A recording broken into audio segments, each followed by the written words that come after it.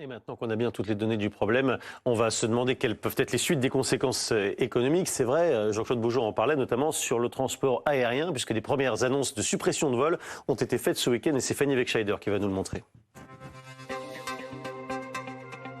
Alors, quelle est l'ampleur de ces suppressions de vols, Fanny ?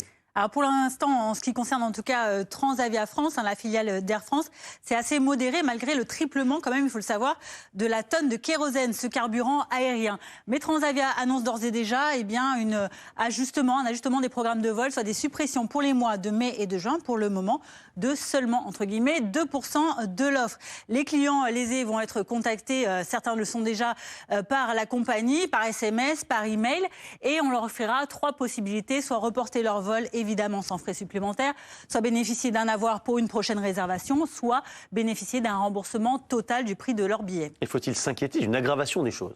Alors, quand on écoute le patron de Total Energy qui déclarait encore il y a quelques jours que si la situation perdurait encore 2 ou 3 mois, nous entrerions dans une ère de pénurie énergétique à l'instar des pays asiatiques, de certains des pays asiatiques, on peut en effet se poser la question. Mais dès le lendemain, interrogé sur cette problématique, le président Emmanuel Macron, en déplacement à Athènes, a déclaré qu'on n'était pas dans ce scénario, qualifié d'un scénario du pire, qui n'était aujourd'hui pas le plus probable. Donc les autorités qui déclarent qu'il n'y a pas de difficulté pour le moment et que de toute façon, si c'était le cas, ils pourraient avoir recours à leurs réserves stratégiques de carburant. Mais d'ores et déjà, la situation, c'est celle-ci.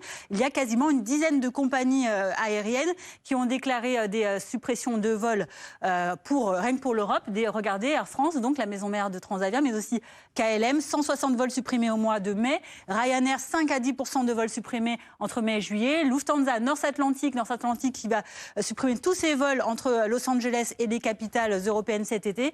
SAS, les Scandinaves également, qui ont déjà commencé au mois d'avril à supprimer 1 millier de vols, ou encore Volotea, notamment en ce qui concerne les vols vers la Corse. Merci beaucoup, Fanny. La situation dans le Golfe et en Iran, elle est liée à la situation